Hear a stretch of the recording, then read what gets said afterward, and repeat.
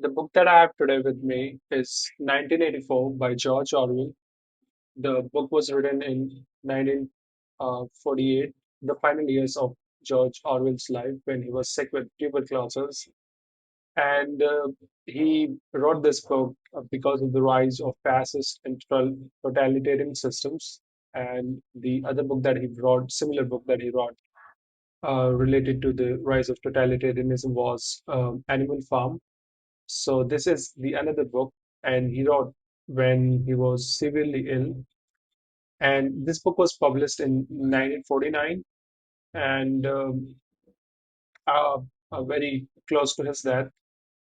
So this book is set in dystopian society, um, and the everything that um, we face today is somehow there in the book.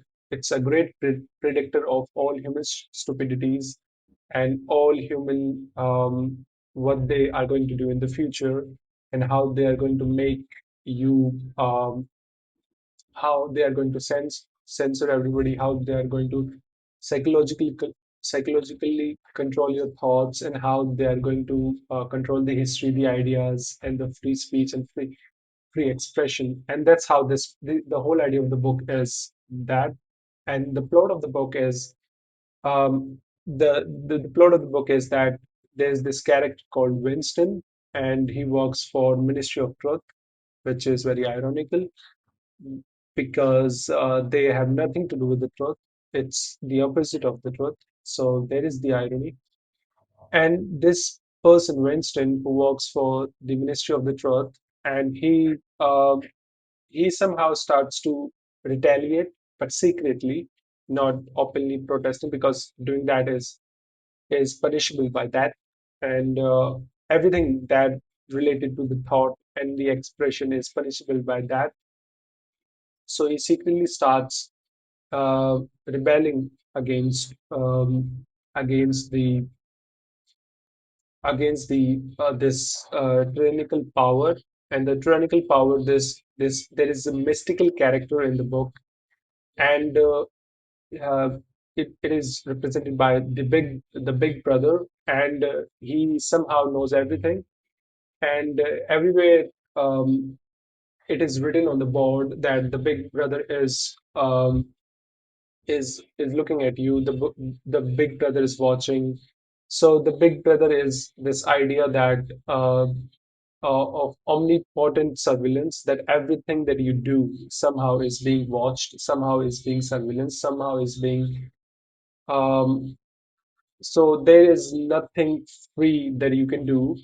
So it is about that, and the plot is really about this Winston who secretly falls in love with this other character who's also rebellious called Julia, and they secretly starts because somehow their idea of rebelling against the tyrannical power was similar, and they have this other guy called O'Brien, uh, who also with them in rebelling, and somehow relates to them because of the idea of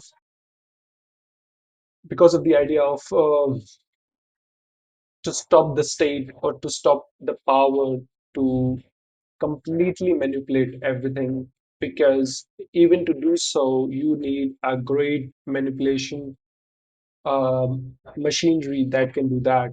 So somehow there is very littlest and tiniest um, hope that they can change the society.